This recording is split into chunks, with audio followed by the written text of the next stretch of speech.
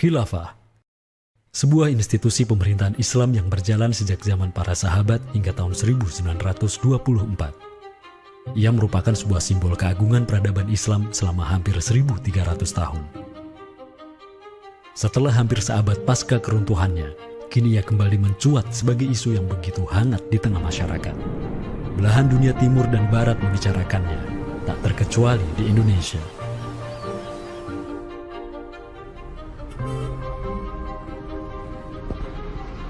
Perdebatan tentang khilafah tak terhindarkan. Apakah ia pantas diterima atau tidak di zaman modern saat ini?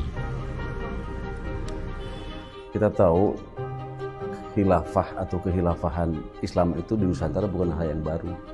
Ya, sudah ada hubungan relasi antara kesultanan-kesultanan dan kerajaan Islam Nusantara dengan kehilafahan di Turki Utsmani atau wilayah Arab secara keseluruhan itu sejak abad ke-7.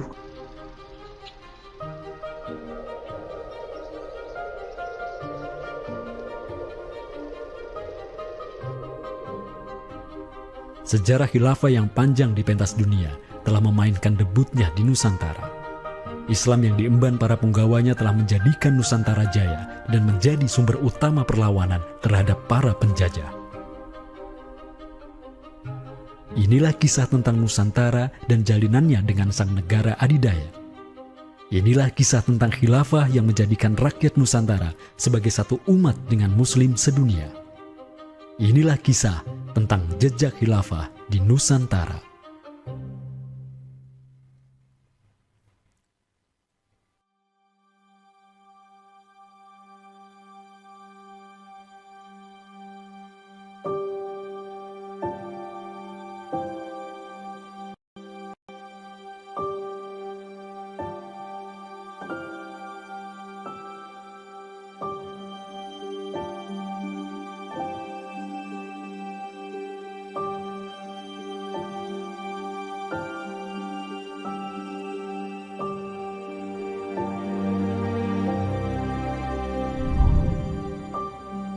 Senin, 12 Rabiul Awal tahun 11 Hijriah, bertepatan dengan tahun 632 Masehi. Seluruh langit dunia dirundung mendung. Semua orang di Madinah menundukkan wajahnya, kosong pandangan seraya bercucuran air mata. Di pagi itu, kabar duka menyeruak ke seluruh negeri. Rasulullah Sallallahu Alaihi Wasallam wafat. Pada saat Rasulullah SAW wafat, Abu Bakar itu berkhutbah. Abu Bakar mengatakan begini, Ya ayyuhan nas, inna Muhammadan qad mata. Wala budda lihada dini man yakumu bihi. Kata Abu Bakar begitu. Wahai manusia, sesungguhnya Muhammad sudah wafat. Dan urusan agama ini harus ada yang mengurusnya. Setelah Abu Bakar menyampaikan demikian, para sahabat pun segera bersepakat untuk mencari dan memilih Khalifatur Rasulillah, seorang pengganti Nabi, untuk menjaga agama dan menjalankan urusan dunia. Mereka bahkan lebih menyegerakan urusan ini ketimbang menyegerakan pemakaman jasad Rasulullah SAW yang mulia, menandakan bahwa urusan kepemimpinan untuk kaum muslimin pasca wafatnya Nabi merupakan perkara yang amat mendesak. Karena itu Sayyidina Umar juga mengatakan, La islama illa bil jamaah, wala jama'atan illa bil imarah, wala imaratan illa bil ta'ah. Umar juga memahami sebagaimana yang dipahami oleh Abu Bakar. Islam ini tidak akan kuat kecuali dengan adanya jamaah, dengan adanya persatuan. Dan tidak mungkin umat ini bisa bersatu kecuali dengan adanya imarah, adanya khilafah, adanya kepemimpinan. Dan tidak mungkin adanya imarah kecuali dengan adanya ketaatan. Jadi para sahabat itu paham itu. Kemudian para sahabat itu juga menjalankan apa yang diperintahkan Nabi dalam hadis yang lain. Apa kata Rasulullah? Alaikum bisunnati. Kalian harus pegang teguh sunnahku. Wa sunnatil khulafa'ir rasyidin al-mahdiyyin min ba'di. Dan sunnah para khalifah rasyidin al-mahdiyyin min ba'di, mendapatkan petunjuk setelahku. Kemudian Nabi mengatakan, Addu alaiha bin nawajidi. Kalian harus gigit sunnah itu dengan menggunakan gigi geram dan jangan dilepaskan. sunnah yang ditinggalkan oleh para khulafaur rasyidin itu apa? Pertanyaannya begitu. Jawabannya tidak lain adalah khilafah itu, sistem khilafah itu. Maka di Saqifah Bani Sa'idah bersepakatlah kaum muslimin untuk memilih Abu Bakar sebagai khalifah pertama untuk mengatur negara mereka yang disebut sebagai khilafah Islamiyah. Negara khilafah di bawah kepemimpinan Abu Bakar dan khalifah-khalifah setelahnya, Umar bin Khattab, Utsman bin Affan, dan Ali bin Abi Thalib cepat sekali berkembang. Mereka memperluas wilayah khilafah hingga mendobrak dua negara adidaya saat itu, Kekaisaran Persia dan Imperium Romawi. Semua aktivitas ekspansi tersebut merupakan realisasi kebijakan politik luar negeri khilafah Islamiyah, dakwah, dan jihad. Sementara di Timur Tengah sedang terjadi revolusi tauhid yang luar biasa dengan munculnya negara adidaya baru yang bernama Khilafah Islamiyah. Jauh di sebelah timur, terbentang sehamparan kepulauan yang teramat luas wilayahnya. Masing-masing pulau ini begitu hijau hutannya, mata air mengalir dengan begitu derasnya, disertai kekayaan alam yang melimpah ruah jumlahnya, baik di bawah maupun di atas tanah, baik sebelum maupun selepas pantai.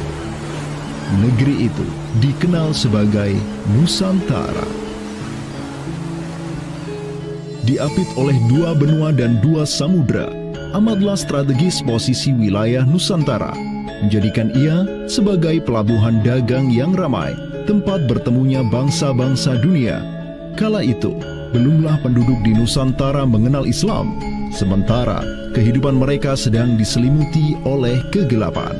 Namun, tatkala Islam sedang membara di Timur Tengah, tentu sampailah pengaruhnya ke Nusantara.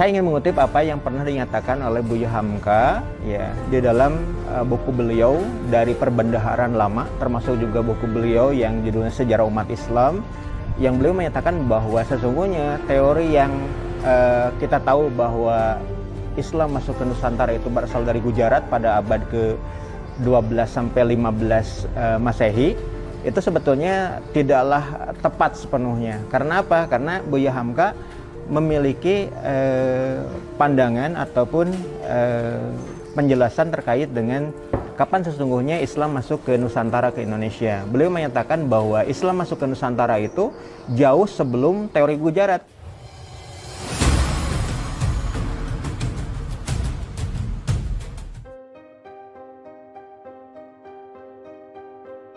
Di bawah pemerintahan Khulafaur Rasyidin yang wilayahnya membentang dari Afrika Utara sampai Persia, perdagangan kaum muslimin berkembang pesat dengan dikuasainya pelabuhan-pelabuhan strategis di Samudra Hindia.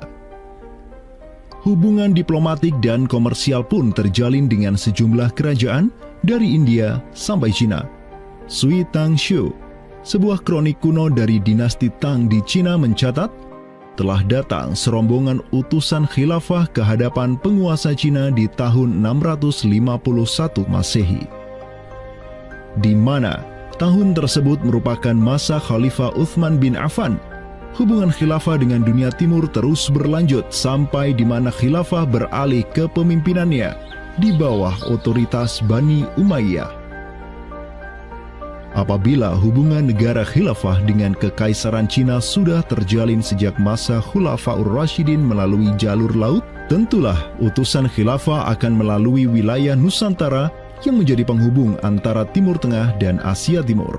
Dan di ujung paling barat wilayah Nusantara, terdapat pulau besar yang kala itu dikenal oleh bangsa Arab sebagai Sribuza, pelafalan mereka untuk menyebut kerajaan Sriwijaya. Pelabuhan-pelabuhan di kerajaan Sriwijaya senantiasa menjadi titik transit setiap kapal yang hendak melanjutkan perjalanannya. Tentu, penguasa Sriwijaya akan menyadari keberadaan pelayar-pelayar muslim yang singgah di wilayah kekuasaannya. fakta bahwa kerajaan Maharaja Indravarman di Sriwijaya itu ada komunikasi dengan Daulah Umayyah, mengirim surat 2 kali yang isi suratnya itu dari raja dengan 1000 gajah ya dan sebagainya, yang menunjukkan surat menyurat seabad itu yang menunjukkan ada hubungan kekhilafahan dengan Nusantara. Dan secara historis ya sangat logis ketika itu superpower dunia adalah khilafah. Surat yang dikirim oleh Maharaja Sri Indrawarman dari Sriwijaya tersebut dialamatkan ke Damaskus, ibu kota Khilafah Umayyah yang saat itu dipimpin oleh Khalifah Umar bin Abdul Aziz.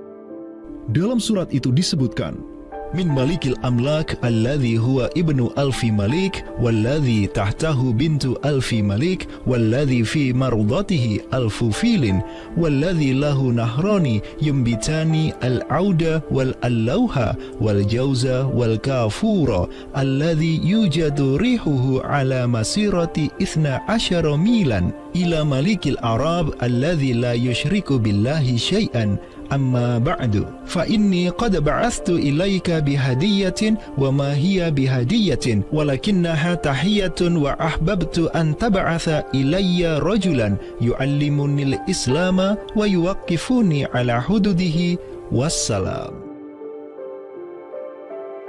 Maka di bawah kepemimpinan sang Khalifah Umar bin Abdul Aziz, khilafah menyebarkan rahmatan lil alamin ke segala penjuru dunia, termasuk Nusantara.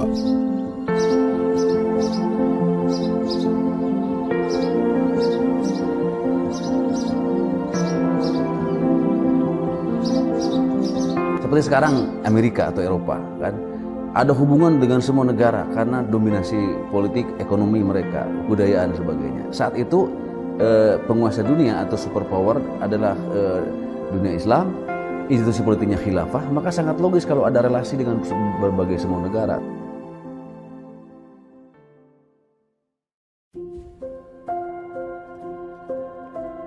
Tahun 1258, dari arah timur datanglah segerombolan pasukan yang mengerikan. Tubuh mereka besar-besar bak raksasa, berkulit kuning dan begitu mahir berpanah dan mengendarai kuda. Inilah pasukan Mongol yang datang dari utara Cina. Khalifah Al-Musta'sim itu dibunuh oleh Hulagu Khan, ya, pemimpin tentara Mongol. Kemudian pasca penaklukan Baghdad, itu Baghdad menjadi kota kosong, ya. Penduduknya dibantai, khalifah dibunuh, ya. Kotanya dibakar, perpustakaannya dihancurkan, wah pokoknya kacau sekali lah. Nah, tapi ternyata banyak keluarga Abbasiyah, ya, dinasti Bani Abbasiyah yang dia itu selamat dari pembantaian orang-orang Mongol, dan mereka itu akhirnya berdiaspora, mengungsi, ya. Ada yang berdiaspora, ada yang mengungsi ke Hijaz, ada yang mengungsi ke daerah Najd, ya, ada yang mengungsi ke daerah Mesir. Ada satu keturunan Abbasiyah, Bani Abbasiyah, yang dia itu mengungsi sampai ke Aceh, gitu. Di mana Aceh itu dulu, ya, negara yang berkuasa di sana adalah Samudra Pasai.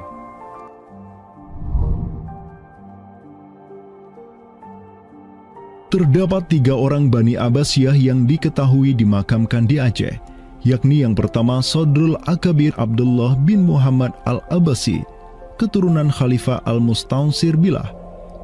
Kedua, istrinya Siti Rahiman binti Malikul Mu'azzam, dan ketiga, anaknya Sodrul Akabir Yusuf bin Abdullah Al-Abbasi. Mereka bertiga dimakamkan di kompleks yang sama. Yang paling monumental, yang paling besar di sini kita lihat adalah seorang tokoh yang memiliki predikat As-Sadr Al-Kabir ataupun pengawal para pembesar yang derajatnya mungkin setingkat dengan Perdana Menteri. Beliau bernama Abdullah bin Muhammad bin Abdul Qadir bin Abdul Aziz bin Al-Mansur Abi Ja'far Al-Abbasi, yang mana genetika beliau yang daripada Al-Mansur ini sendiri, yang merupakan kakek buyut daripada Abdullah ini, adalah seorang khalifah dari Bani Abbasiyah. Bani Abbas ini yang terkubur di Aceh, ya, Lok Sumawe ini, ayahnya ini, ya, Muhammad bin Abdul Qadir, ternyata dia itu dicatat oleh Ibnu Battuta, ya, dicatat oleh Ibnu Battuta dalam rihlahnya kitab Tuhfatun Nazar, ya. Nah, dia itu ayahnya Abdullah bin Muhammad Sodrul Akabir yang di Pasai itu menjadi gubernur, ya, menjadi gubernur di mana, di daerah India, gitu, dicatat oleh Ibnu Battuta, gitu, ya. Dan Ibnu Battuta mencatat sultan-sultan di India itu begitu hormat, ya, begitu taat, dan mereka itu memuliakan keturunan Khalifah Abbasiyah ini, ya, keturunan Khalifah Al-Mustansir Billah, begitu. Nah, ini mengindikasikan bahwasanya apa? Sultan-sultan India itu begitu memuliakan, dan mereka itu dalam satu riwayat lain juga membaiat Khalifah Abbasiyah yang ada di Mesir. Sementara sultan-sultan di India, ya, kesultanan Islam di India itu punya hubungan erat dengan Samudra Pasai, begitu. Nah, di sini kita bisa menduga kuat bahwasanya Samudra Pasai itu juga berbaiat kepada Khalifah Abbasiyah. Samudra Pasai pada masa itu berbaiat kepada dinasti sebelum Utsmaniyah berkuasa, yaitu kita menduga dan meyakini hal tersebut sesuai fakta-fakta yang kita temukan di lapangan bahwa Madinatul Sumatera ataupun Jaziratul Jawi, Samudra Pasai itu berbaiat langsung kepada dinasti Abbasiyah. Sultan Zainal Abidin bin Ahmad bin Malikus Zahir bin Malikus Saleh, penguasa Pasai di masa Sodrul Akabir Abdullah Al-Abbasi hidup, menyatakan baiatnya kepada Khalifah Al-Mutawakkil 'ala Allah di Kairo di awal abad ke-15. Begitu pula sebelumnya, Sultan Muhammad bin Tughluk di Delhi diikuti oleh Sultan Jalaluddin Muhammad dari dinasti Raja Ganesh di Bengali dan penguasa dari dinasti Utsmaniyah di Turki, Sultan Bayazid pertama. Seluruh sultan di dunia Islam menyatakan baiatnya kepada Khilafah Abbasiyah semenjak gelombang badai Mongol berhasil dihentikan oleh pahlawan-pahlawan Mamluk. Pusat Khilafah Abbasiyah kini berpindah ke Kairo, Mesir, dan menjadi magnet kaum muslimin global. Dari pusat khilafah inilah dakwah Islam mulai bangkit kembali dan menggencarkan aktivitasnya dengan mengirim berbagai juru dakwah ke seluruh penjuru alam. Dengan Samudra Pasai yang mendaulatkan dirinya sebagai Darul Islam yang berbaiat kepada Khalifah, Samudra Pasai mengemban tugas untuk mengubah seluruh Asia Tenggara dari Darul Kufri menjadi Darul Islam. Sultan Zainal Abidin Ra Ubabdar dibantu oleh putra Sodrul Akabir Abdullah bin Muhammad Al-Abbasi, yakni Yusuf bin Abdullah, yang di pucuk pusaranya tertera nama kakeknya Khalifah Al-Mustansir Billah, banyak menaklukkan wilayah-wilayah yang belum Islam di Sumatera dan Semenanjung Malaya. Seperti Ra Ubabdar. Ra Ubabdar itu berasal dari dua kata, Ra dan Ubabdar, yang mana artinya adalah penguasa gelombang. Ini adalah sebuah predikat yang sangat luas sebenarnya maknanya. Sesuai dengan masa yang ditorehkan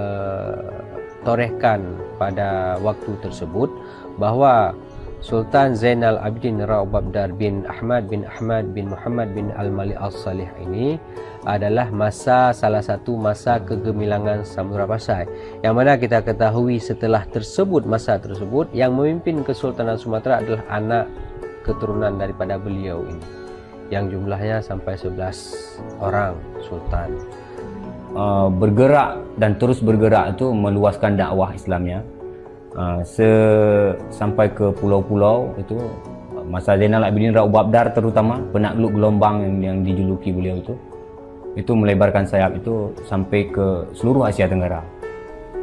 Digelarilah Sultan Zainal Abidin Pasai dengan sebutan Ra Ubabdar, bahasa Persia untuk gelar sang penakluk gelombang, karena dengan arungan pasukannya yang luar biasa di atas gelombang laut Nusantara, ia membuka banyak sekali wilayah. seperti Malaka misalnya, di mana di sanalah Sultan Zainal Abidin Ra Ubabdar menempatkan putranya Sultan Mansur sebagai penguasa Darul Islam Malaka. Kesultanan Samudra Pasai banyak pula mengirimkan juru dakwahnya untuk meminta penguasa-penguasa Nusantara lain agar menerima Islam.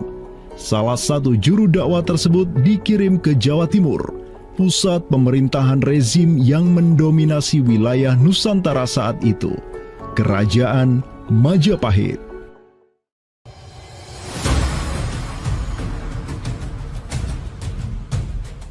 Gresik, Jawa Timur.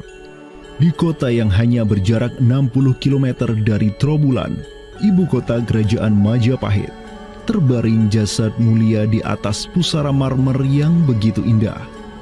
Inilah kubur seseorang yang menginisiasi tegaknya Islam di tanah Jawa, Maulana Malik Ibrahim, yang kemudian dikenal sebagai Sunan Gresik.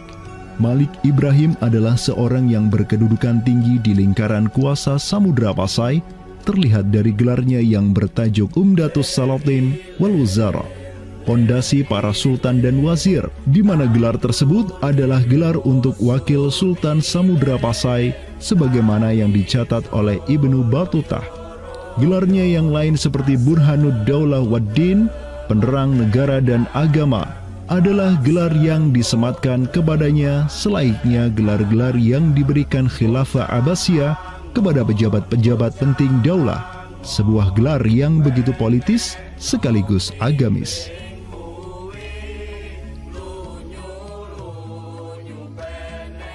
Maulana Malik Ibrahim dikirim oleh Pasai untuk mendakwahkan Islam kepada rakyat dan para penguasa Majapahit.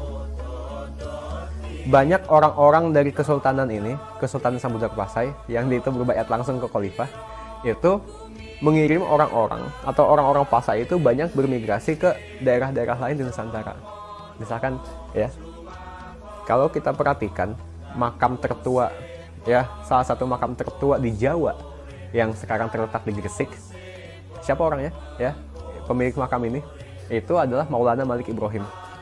Maulana Malik Ibrahim ya, kalau kita perhatikan makamnya yang di Gresik itu sama persis gayanya dengan apa? Dengan makam-makam yang ada di Pasai, begitu. Nah, ini merupakan bukti bahwasanya Sunan Gresik itu pernah ada di Pasai, ya, dan dia itu ya tahu sendiri lah, ya, bahwasanya Maulana Malik Ibrahim yang kemudian dikenal juga sebagai Sunan Gresik itu merupakan salah satu dari Wali Songo. Bersama kakek, paman, keponakan, cucu cicit dan murid-murid pilihannya yang kemudian disebut Wali Songo, Maulana Malik Ibrahim berdakwah di Jawa dan menyebarkan Islam di kalangan penduduknya. Mereka mendapat sokongan penuh dari negara yang berkuasa di Samudra Pasai, kesultanan yang berbaiat kepada Khilafah Abbasiyah. Dakwah mereka terus berkembang, perlahan namun pasti, dan mulai melumat persendian kuasa Majapahit yang mulai keropos akibat kekacauan internal mereka sendiri.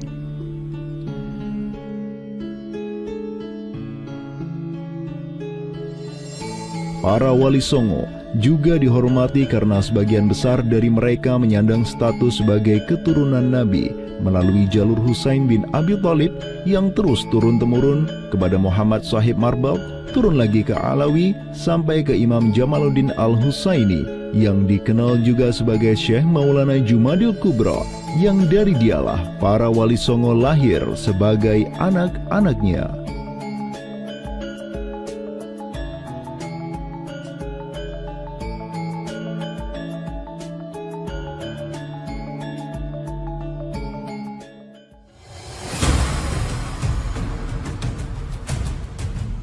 Bertolak dari Gresik, dakwah para wali menyebar ke kota-kota lainnya di Pulau Jawa, bahkan sampai keluar Jawa seperti Maluku, Ternate, Makassar, Kalimantan, dan sebagainya. Selain kalangan rakyat, banyak pula pejabat-pejabat Majapahit yang tercerahkan dengan Islam dan sukarela mengucap syahadatain, seperti para adipati Majapahit di Palembang, Cirebon, Semarang, Pekalongan, Jipang, sampai Mataram. Tak tanggung-tanggung, di antara mereka yang berislam bahkan merupakan sang putra mahkota Majapahit sendiri, Pangeran Jimbun alias Raden Patah yang merupakan buah dari pernikahan Raja Brawijaya kelima dengan seorang putri Cina. Ketika dewasa, Raden Patah belajar kepada Sunan Ampel di Surabaya. Kemudian diangkat menjadi Adipati Demak oleh ayahnya. Kemudian di tahun 1478, Brawijaya kelima digulingkan oleh pesaingnya dari Kediri, Girindra dan Patih Udara. Kaum muslimin pun meraih kemenangan, hingga akhirnya mereka berhasil memproklamirkan berdirinya sebuah daulah Islam pertama di Tanah Jawa, Kesultanan Demak, pada tahun 1482. Digelari Raden Patah sebagai Senopati Jimbun Ningrat Ngabdurrahman Panembahan Palembang Saidin Panatogomo, atau dengan gelarnya dalam bahasa Arab, Sultan Syah Alam Akbar Al-Fatah. Dialah Sultan yang telah memfutuhat Jawa menjadi Darul Islam. Dengan berdirinya Demak sebagai daulah Islam pertama yang berdaulat di Tanah Jawa, bertambahlah kuat bargaining politik Islam di kawasan Nusantara bersama-sama dengan Kesultanan Samudra Pasai di Sumatera, Kesultanan Malaka di Semenanjung Malaya, Kesultanan Brunei di Borneo, Kesultanan Sulu di Filipina, begitu pula Sultan pertama di Ternate, Sultan Zainal Abidin, yang pernah menimba ilmu ke Jawa di bawah bimbingan Sunan Giri. Dalam rentang abad yang bersamaan, kemenangan daulah Islam di kawasan Nusantara juga diiringi dengan penaklukan Konstantinopel, ibu kota Romawi Timur, oleh salah seorang sultan dari Bani Uthmaniyah, Muhammad Al-Fatih. Penaklukan Konstantinopel sekaligus menandakan tamatnya riwayat Imperium Romawi Timur untuk selama-lamanya. Penaklukan Konstantinopel pada tahun 1453 oleh Muhammad Al-Fatih, sang Sultanul Rum, merupakan realisasi dari janji yang telah terucap ratusan tahun sebelumnya oleh lisan mulia sang Sayyidul Mustafa, Rasulullah Muhammad sallallahu alaihi wasallam. Sungguh, Konstantinopel akan benar-benar ditaklukkan. Sebaik-baik pemimpin adalah pemimpin yang berhasil menaklukkan Konstantinopel, dan sebaik-baik pasukan adalah pasukan yang menyertainya. Dengan dikdayanya kuasa Islam di tanah Rum, menjadikan para penguasa Uthmaniyah mempunyai citra istimewa di kalangan rakyat Nusantara.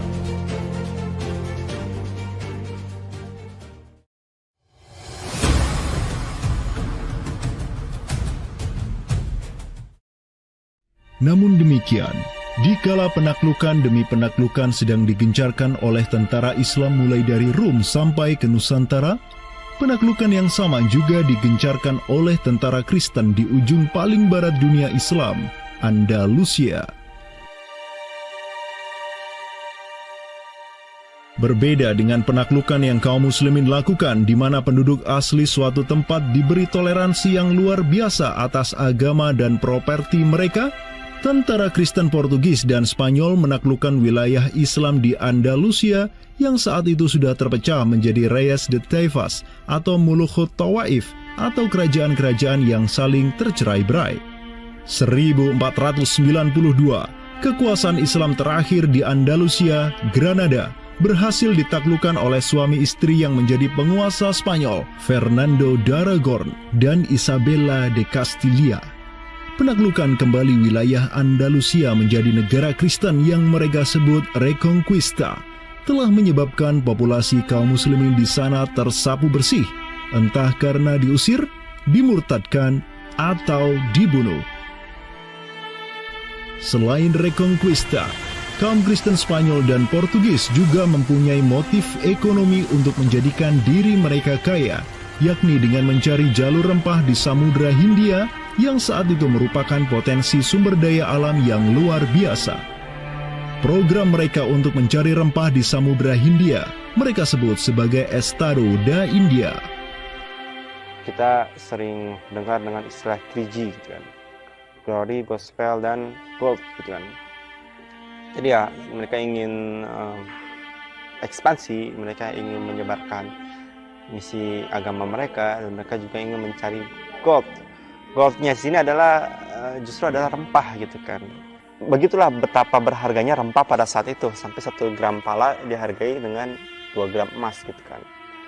Paus Alexander ke-6, pemimpin kaum Kristen saat itu, begitu mendukung hasrat Portugis dan Spanyol untuk menjelajah dunia dan menyebarkan Kristen.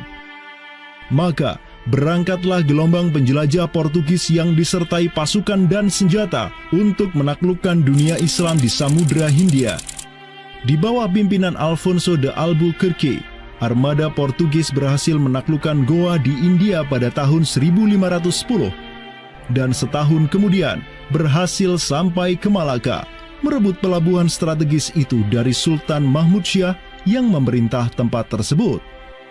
Dengan bercokolnya Portugis di Nusantara, dimulailah babak baru sejarah Islam di kawasan ini.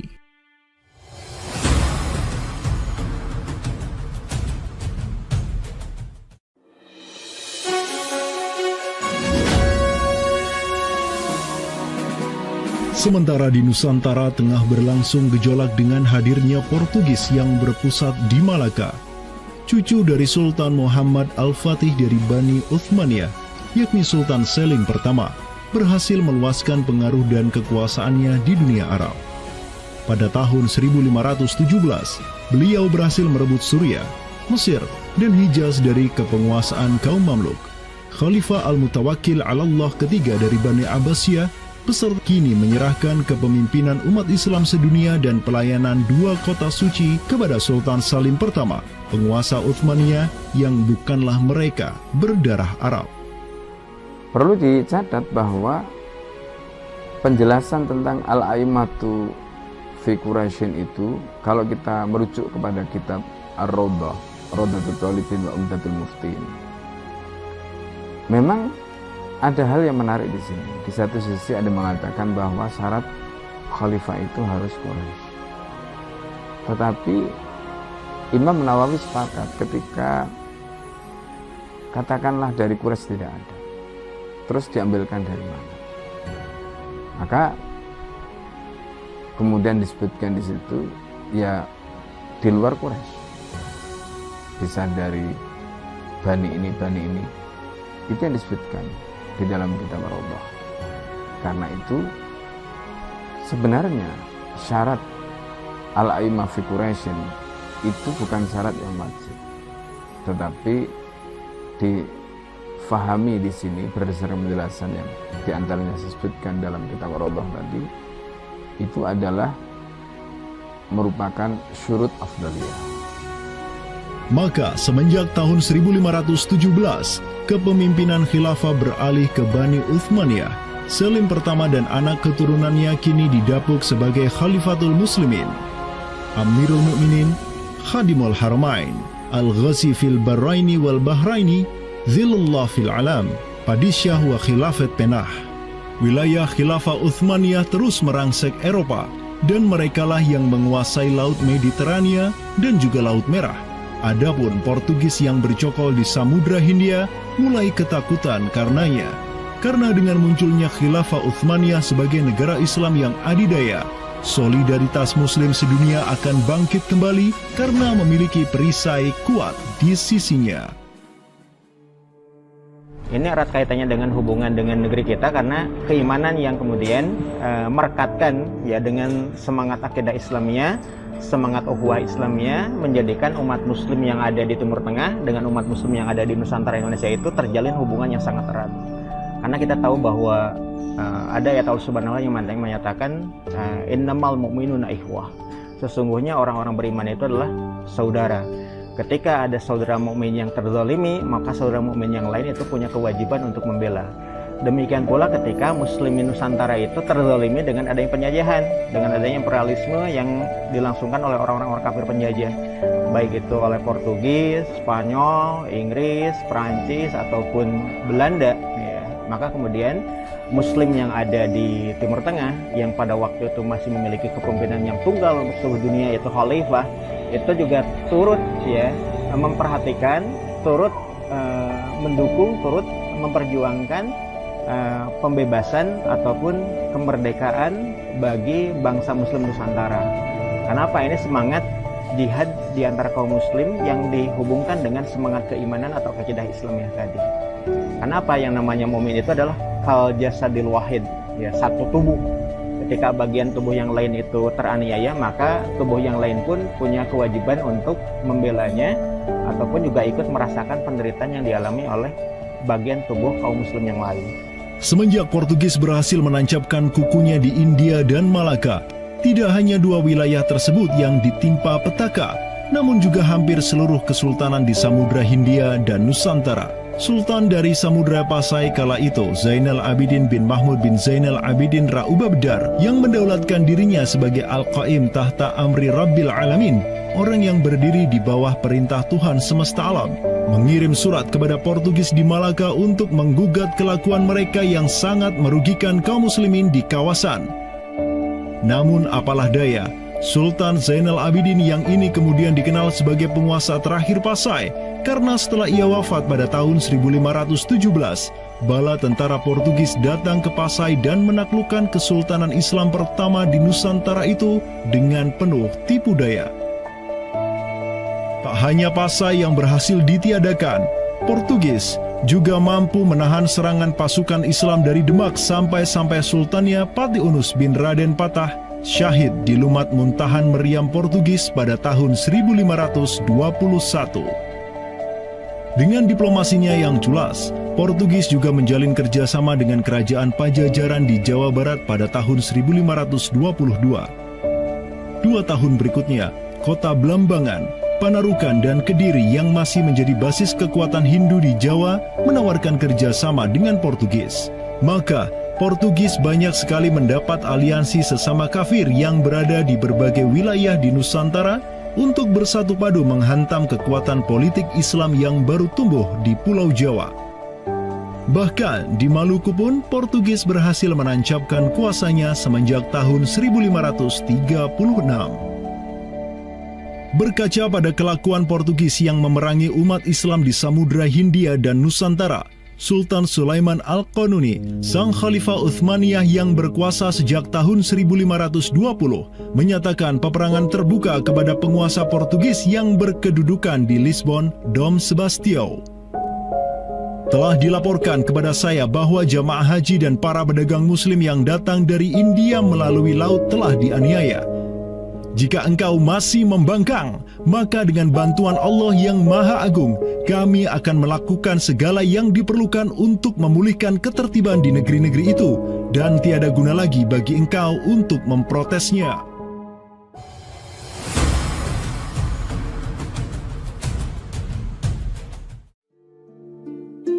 Penjaga kedaulatan Islam di Sumatera yang harum selama ratusan tahun, Samudra Pasai, kini sudah sirna di bawah kungkungan Portugis.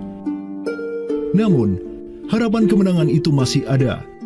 Karena tak lama setelah itu muncul kekuatan baru yang terbit di ujung utara Sumatera, Kesultanan Aceh. Kita mengetahui bahwa Sultan Aceh yang pertama adalah Sultan Ali Mughayat Shah. Ya, beliau wafat tahun 1530. Dan ini merupakan masa yang bersamaan dengan Sultan Sulaiman Al-Qanuni dari Khilafah Utsmaniyah. Prestasi Sultan Ali Mughayat Shah telah dicatat dengan tinta emas sejarah. Kegemilangan Sultan Aceh pertama itulah yang direkam oleh salah seorang ulama besar dunia Islam, Syekh Ahmad Zainuddin Asy-Syafi'i Al-Malibari, yang merupakan murid dari ulama tersohor Ibnu Hajar Al-Haytami. Dalam kitabnya Tuhfatul Mujahidin fi Ba'di Akhbaril Burtukaliyin, Syekh Zainuddin Asy-Syafi'i menulis, dan mereka, orang-orang Portugis, semoga Allah mengalahkan mereka, mendatangkan berbagai barang dari negeri-negeri yang jauh. Mereka menjadi ramai dan bertambah banyak di kawasan.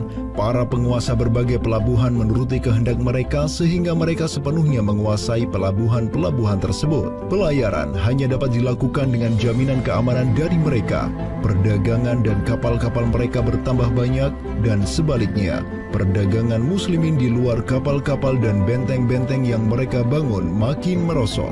Tiada seorang pun yang dapat merebut kota-kota pelabuhan itu selain Sultan yang mujahid, Ali Al-Asyi.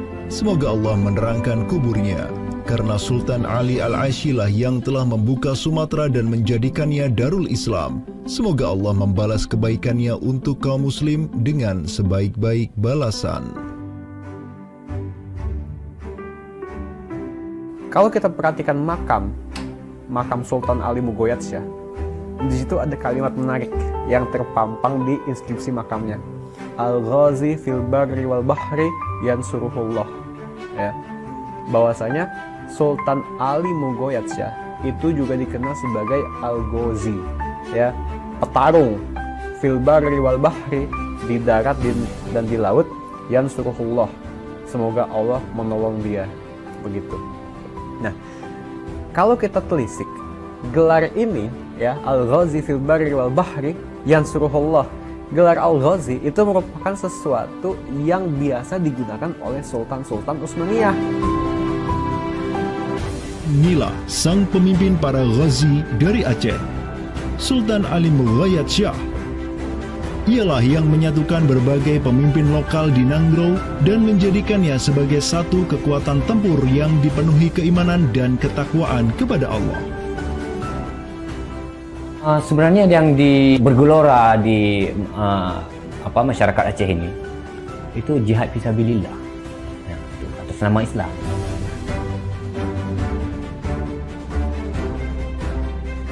Kampanye global Khilafah Utsmaniyah untuk menghajar Portugis senantiasa digelorakan oleh para khalifahnya dan juga oleh para negarawan Daulah Adidaya itu.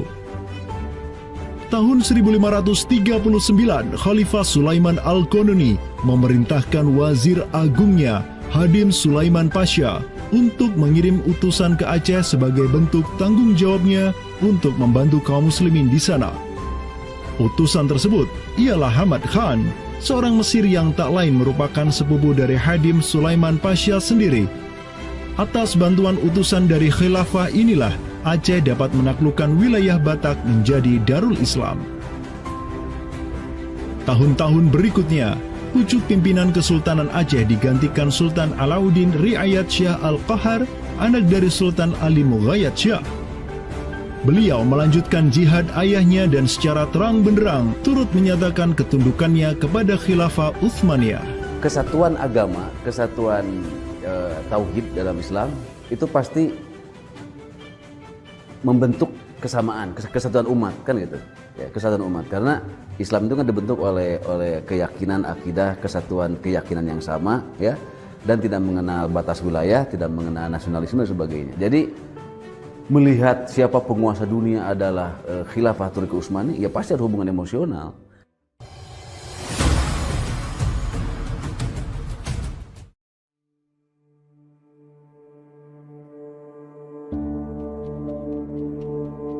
Pada tahun 1566, Sultan Alauddin Riayat Syah Al-Qahar mengirim surat ke Istanbul. Dan pada baris ke-69 sampai ke-71, Sultan Aceh ini menyatakan baiatnya kepada Khalifah Sulaiman Al-Qanuni. Dengan bersungguh-sungguh, kami meminta agar Padsyah atau Khalifah tidak lagi memandang saya, hambanya di tanah Aceh ini, sebagai penguasa yang independen, melainkan sudi menerima saya sebagai hambanya yang miskin dan rendah, yang dapat berkuasa berkat kemurahan hati Sang Padsyah, Sang Pelindung dunia, naungan Allah di muka bumi, dengan jalan yang tiada berbeda dari gubernur Mesir, Yaman, atau para bey di Jeddah dan Aden. Sultan Selim II tatkala mendengar, ya, membaca surat dari Aceh ini, di mana surat Aceh ini itu selain memberikan baiat, dia itu juga meminta pertolongan kepada Khalifah Amirul Mukminin sebagai pelindung dunia Islam global agar mengirim sejumlah persenjataan, ya, kapal perang, ahli-ahli militer, ya, kemana? Ke Aceh untuk menghadapi Portugis yang saat itu sedang menguasai Selat Malaka. Begitu. Nah, akhirnya apa? Bahkan Sultan Selim II itu menyebutkan, ya, Aceh itu sebagai wilayati Aceh, ya. Wilayat itu asal katanya dari bahasa Arab, wilayah. Wilayah itu kalau dalam istilah tata negara Islam, ya, merupakan provinsi gitu. Jadi di sini ya Sultan Selim kedua Khalifah Utsmani ini menyebut Aceh itu sebagai provinsi, Wilayati Aceh, atau dalam arsip yang lain disebut Wilayatul Hind ya. Kemudian kalau dari segi kerjasama militer, ya, yaitu dengan ditandai dengan pengiriman artileri perang yang cukup luar biasa, yang bahkan sampai yang namanya meriam-meriam monster dalam meriam penghancur, dan kemudian tim ahli pembuat meriam yang dikirimkan dari Turki ke Aceh Darussalam. Tapi ya qadarullah ternyata saat itu terjadi pemberontakan di daerah Yaman ya.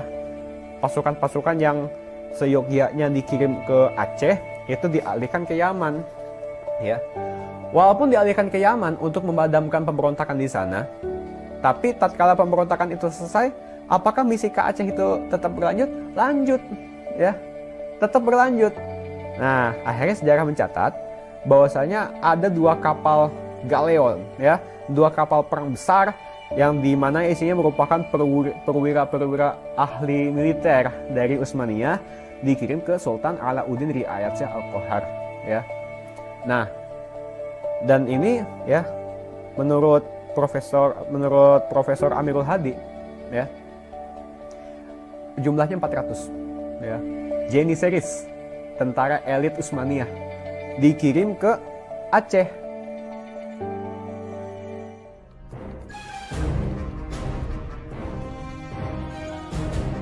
Selama masa Sultan Alauddin Riayat Shah Al-Qahar, Aceh melancarkan serangan besar-besaran ke Malaka demi menghancurkan Portugis. Serangan-serangan itu dilaksanakan pada tahun 1537, 1564, dan 1568. Pada serangan yang ketiga di tahun 1568, armada raksasa berkekuatan 15.000 Ghazi Aceh, 400 Janissaries dari Khilafah Utsmaniyah, dan 200 meriam monster karya para ahli senjata Utsmaniyah berangkat ke Malaka yang dikomando langsung oleh Sultan Alauddin Riayat Shah Al-Qahar. Portugis yang bercokol di Malaka benar-benar kewalahan dan hancur berantakan ketika diserang bertubi-tubi oleh pasukan Aceh.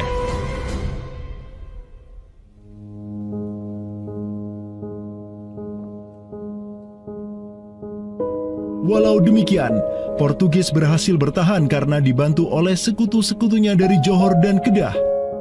Banyak korban yang berjatuhan baik dari pihak Aceh maupun pihak Portugis. Begitu pula ada beberapa Janissaries Utsmaniyah yang turut gugur dalam jihadnya di kawasan Nusantara ini. Ada satu daerah di kawasan Bandar Aceh ini, Bandar Aceh Darussalam, itu Kampung Bitai.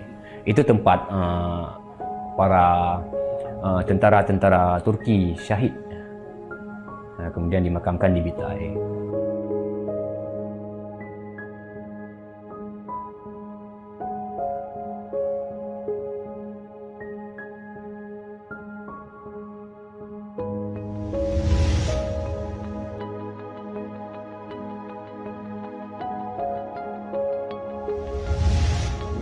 Mungkin kita melihat juga dari segi numismatik atau mata uangnya, banyak sekali dirham-dirham Turki Utsmani kita temukan di sini.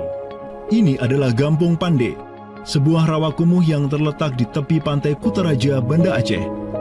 Semenjak tahun 2006, tempat ini sudah dijadikan sebagai tempat pembuangan akhir untuk sampah dan tinja. Kemudian sempat pula ingin dibangun di atasnya instalasi pengolahan air limbah atau IPAL oleh Pemda setempat. Namun siapa sangka, di tempat yang nasibnya begitu menyedihkan hari ini, di tahun 2013 lalu, telah ditemukan tidak kurang dari 6.000 keping dinar dan dirham yang dicetak oleh Khilafah Utsmaniyah dan Kesultanan Aceh. Dari Sultan Sulaiman Al-Qanuni kita temukan di sini. Kemudian Sultan Murad juga kita temukan di sini. Gampung Pande yang merupakan salah satu kawasan Islam tertua di Aceh, di mana di sanalah terdapat ribuan makam tokoh-tokoh penting Islam yang datang dari seluruh penjuru negeri. Dan beginilah nasibnya sekarang, terhinakan oleh orang-orang yang melupakan sejarah besarnya, tak tersentuh oleh peradaban modern yang durhaka kepada sejarah Islamnya. Walau demikian, kenangan tentang mereka takkan pernah hilang dan akan terus teringat oleh anak cucu kita.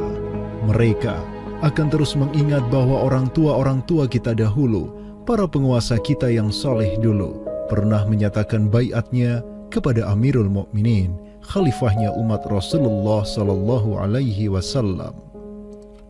Inilah kubur orang yang dirahmati lagi diampuni.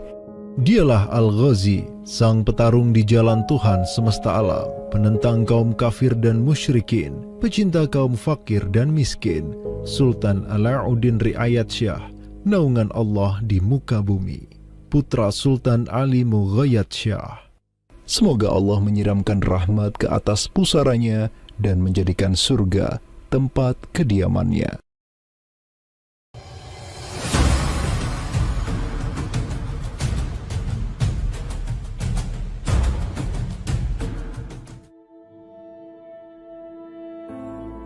Seiring angin Katulistiwa yang terus merayu, gelora Islam juga terus melaju dari Aceh, Jawa, dan terus menyusur ke arah timur sampai ke Jaziratul Muluk, Kepulauan Raja-Raja. Di Maluku, yang juga dikenal sebagai Kepulauan Rempah-Rempah, ada begitu banyak raja yang berkuasa di masing-masing pulaunya. Namun, semenjak Zainal Abidin, penguasa Ternate yang masuk Islam dan belajar kepada Sunan Giri di Jawa, Ternate langsung memproklamirkan dirinya sebagai negara Islam. Langkah politis Sultan Ternate ini pun secara cepat diikuti oleh penguasa-penguasa lain di Maluku, sehingga negeri dengan ratusan pulau ini menjadi sebuah darul Islam. Tatkala Portugis menaklukkan Malaka, sang jenderal Portugis Alfonso de Albuquerque mengirim 3 kapal di bawah pimpinan Francisco de Serrao. Mereka berhasil mencapai Maluku, kemudian berbasis di Pulau Ambon, Banda, dan Seram. Saat itu, para penguasa Islam di Maluku terutama Ternate dan Tidore menyambut baik kedatangan Portugis. Namun seiring waktu berjalan, kemudahan fasilitas yang diberikan para penguasa Maluku membuat kaum Portugis lupa diri. Mereka secara masif memonopoli perdagangan rempah dan memurtadkan kaum muslim. Tatkala salah seorang penguasa Ternate, Sultan Hairun Jamil, mulai menggugat kelakuan lalim Portugis, Sultan Hairun pun dibunuh secara keji oleh gubernur Portugis di Maluku, Diego Lopes de Mesquita, pada Februari 1570. Pasca tragedi tersebut, tahta Kesultanan Ternate dipimpin Sultan Babullah Datuk Syah bin Hairun, seorang sultan yang segera menjadi ancaman mematikan bagi kedudukan Portugis di Maluku. Dengan pasukan laut raksasanya, Sultan Babullah menyerbu setiap benteng Portugis yang ada di Maluku. Segala kapal dan bala bantuan yang hendak dikirim untuk Portugis dari Goa dan Malaka diblokade oleh pasukan Babullah. Persenjataan kaum muslim Maluku pun cukup membuat Portugis gemetaran. Karena selain menggunakan panah, tombak, dan pedang, Sultan Babullah juga menggunakan meriam monster hasil buah tangan Janissaris Utsmaniyah. Sultan Babullah itu mempekerjakan sekitar 20 ahli militer dari Khilafah Utsmaniyah. Gitu. Nah, orang-orang Utsmaniyah ini ahli militer dan mereka itu ahli juga persenjataan. Pasukan-pasukan persenjataan itu diproduksi oleh orang-orang Utsmani ini dan mereka itu mengajarkan kepada orang-orang Maluku, pasukan Sultan Babullah, untuk membuat senjata. 20 orang Utsmaniyah ini merupakan sebuah tim ahli senjata yang menjadi bagian dari pasukan Khilafah Utsmaniyah yang dikirim Khalifah Selim II kepada Sultan Alauddin Riayat Syah Al-Qahar di Aceh.